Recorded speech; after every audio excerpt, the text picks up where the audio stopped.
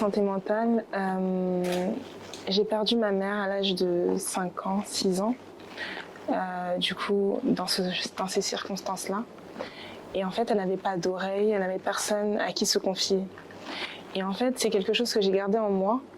Et au moment de m'inscrire au concours de Miss Côte d'Ivoire, je me suis dit, mais qu'est-ce que je vais apporter de nouveau que ma beauté? Et je me suis souvenue en fait du combat qui m'a rongée pendant toute mon enfance, qui est d'avoir perdu ma mère dû à sa santé mentale qui n'était pas bonne. Et je me suis dit, aujourd'hui, je porte son nom de famille et je lui ressemble comme deux gouttes d'eau. Donc aujourd'hui, je veux porter vraiment ce combat-là, me battre et aider toutes ces personnes-là qui traversent ce genre de situation. Merci et félicitations pour votre courage. Hein. Merci beaucoup. C'est pas évident, mais en fait, c'est nécessaire et puis c'est un défi actuel parce que il y a quand même pas mal de personnes qui s'ignorent peut-être.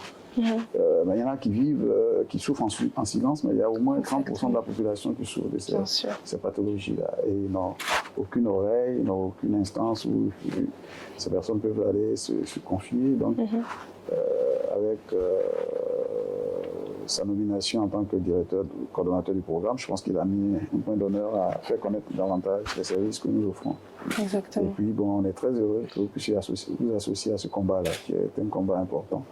Nous, on va essayer de déployer un peu plus de moyens pour offrir plus de commodités, mais également donc, rendre plus audible la promotion de la santé mentale. Mais effectivement, on a besoin donc, du support d'ambassadeurs et je pense que vous êtes une des personnes qui peut nous apporter donc, cet affichage et puis surtout cette pénétration de la population.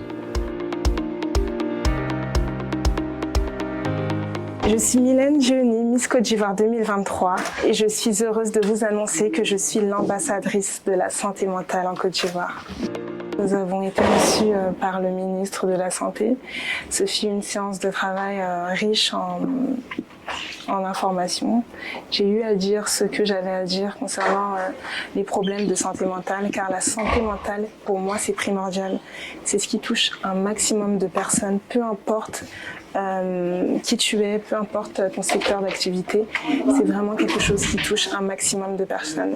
Donc le fait que le ministre ait pu nous recevoir afin d'entendre ce que j'avais à dire, c'était vraiment quelque chose de positif pour moi. Et j'espère que nous allons pouvoir faire un bon travail, nous battre contre cette cause-là qui est très importante.